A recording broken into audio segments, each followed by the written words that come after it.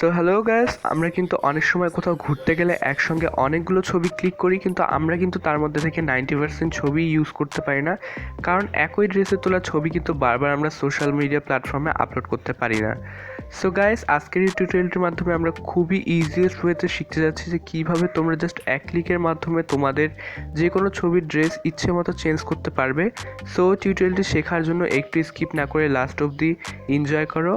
আর হ্যাঁ গাইস, তোমরা কিন্তু অবভিয়াসলি আমার এই চ্যানেলটি সাবস্ক্রাইব করে বেল আইকন হিট করতে পারো, কেননা এই চ্যানেলের মাধ্যমে আমি প্রতিনিয়তই ট্রাই করি এই ধরনের অসাধারণ সব ছবি এবং ভিডিও এডিটিং টিউটোরিয়াল তোমাদের মাঝে প্রোভাইড করার জন্য।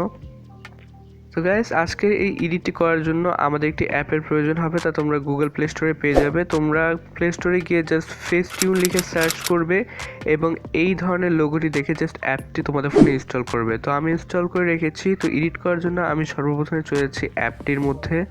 তো অ্যাপটির মধ্যে চলে আসার পর তোমাদের সামনে এই ধরনের ইন্টারফেস চলে আসবে। তো তোমরা জাস্ট কী করবে, অ্যাকসেপ্ট অ্যান্ড কন্টিনিউতে দিয়ে দেবে।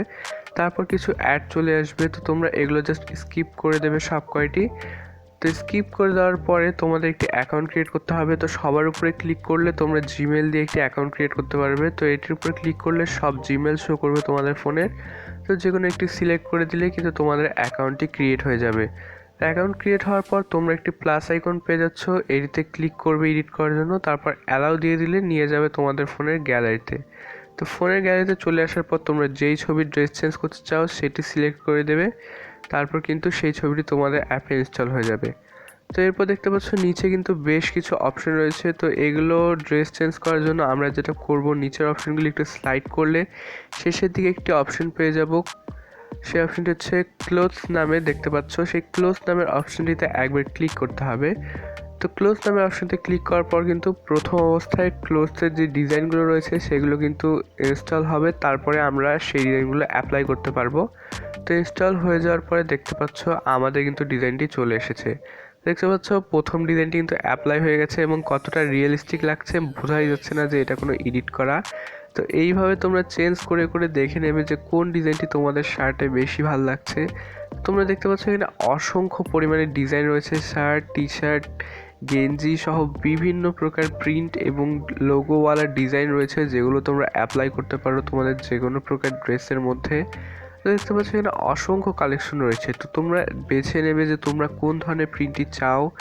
এখানে কালার কম্বিনেশন রয়েছে বেশ কিছু, দেখতে পাচ্ছ। তো এইগুলোর মাধ্যমে কিন্তু আমরা সম্পূর্ণ আমাদের পরিধেয় পোশাকটি কিন্তু চেঞ্জ করে ফেলতে পারবো। তবে এর পাশে একটি কাস্টম নামের অপশন রয়েছে প্রিন্টের পাশে। তো এটাই ক্লিক করলে তোমাদের গ্যালারিতে থাকা কোনো ছবিও কিন্তু তোমরা প্রিন্ট আকারে ইউজ করতে পারো। দেখতে পাচ্ছ এইভাবে কিন্তু তোমরা তোমাদের গ্যালারির কোনো ছবিতে ক্লিক করলে সেটিও কিন্তু তোমাদের শার্টের ডিজাইন আকারে সিলেক্ট হবে। তো প্রিন্টে চলে আসার পর যদি এই ছবিটি আমি সেভ করতে চাই, সেই জন্য জাস্ট উপরে একটি ডাউনলোড আইকন দেখতে পাচ্ছ। তো ডাউনলোড আইকনে ক্লিক করলে একটি অ্যাড শো হবে। তো এটি ক্রস করে দিলেই কিন্তু আমাদের ছবিটি খুব জলদি আমাদের গ্যালারিতে সেভ হয়ে যাবে। তো গাইজ দেখতে পারলে। তো গাইজ, তোমরা যদি এই ভিডিওটি থেকে সামান্য কিছু হলেও শিখে থাকো তাহলে মাস্ট বি আমার এই চ্যানেলটিকে একটু সাপোর্ট করতে পারো, একটা সাবস্ক্রাইব করতে পারো। ভিডিওটা ভালো লাগলে তো একটা অবভিয়াসলি লাইক দেবে। আর কোনো প্রকার সমস্যা হলে একটি কমেন্ট করতে পারো, আমি যথাসম্ভব ট্রাই করব কমেন্টের ফার্স্ট রিপ্লাই দিয়ে দেওয়ার জন্য। সো গাইজ, আশা করি তোমাদের সঙ্গে দেখা হচ্ছে পরবর্তী ভিডিওতে। Good bye.